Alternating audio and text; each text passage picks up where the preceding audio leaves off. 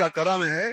फरमाया मैं उसकी मफरत करूंगा जो कभी गुनाह न करे, मैं उसका ईमान ताजा करूंगा जो कभी गुनाह न करे, मैं उसको तकवा दूंगा जिसमें कभी गुनाह न हो। हम कहाँ खड़े होते, हम कमजोर लोग कहाँ खड़े होते। कहीं मौला ने कहा तकवा मिलेगा, मगफरत मिलेगी, तकवा मिलेगा, मगफरत मिलेगी, बस ये कर लेना, गुनाह हो जाए देर न करना, तौबा कर, गुनाह हो जाए माफी मांगने में देर न करना।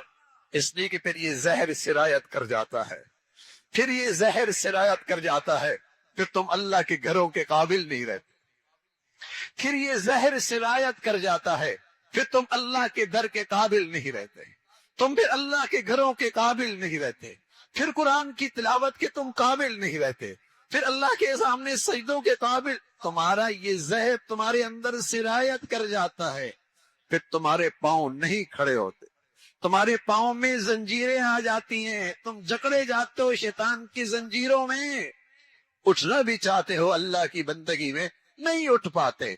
आजान होती है, मुअज्जिन बुलाता है, अल्लाह का मुनादी आवाजें देता है, लेकिन तुम हो जहर जो अंदर रची बसी हुई है, नहीं उठ पाते।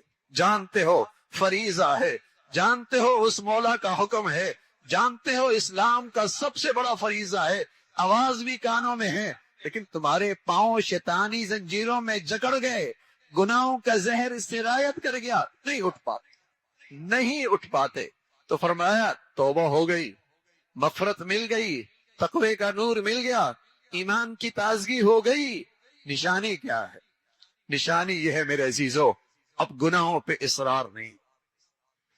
वलम युसिर्रू अला मा फालू, अपने गुनाहों पे इसरार नहीं करे।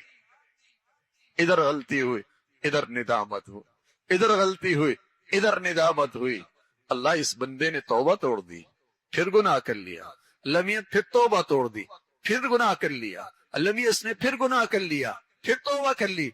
अल्लाह कहता है ये मेरा बंदा है ना, इसे पता है इसका कोई खुदा है, इसका कोई रब है जो इसके गुनाह को माफ करता है।